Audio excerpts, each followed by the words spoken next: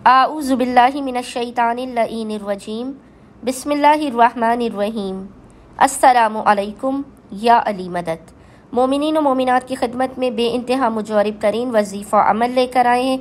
इस वजीफ़े अमल को मोमिनीन ने खुसूसी तौर पर पहली जमादियुस्सानी फर्स्ट ऑफ जमादियुस्सानी के पूरे दिन में किसी भी वक्त निस्फ़े शब तक कर लेना है।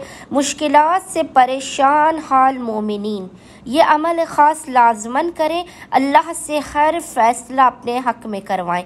ये अमल आपकी हर हाजत की कबूलियत का ज़ामिन अमल है। ऐसा नामुमकिन है कि इस अमल को करने वाले की हाजत को रद्द कर दिया जाए। बेइंतहा ये मुख्तसर तरीन अमल है। ये 2 से 3 मिनट का वजीफ़ा अमल आपकी ज़िंदगी को बदल देगा।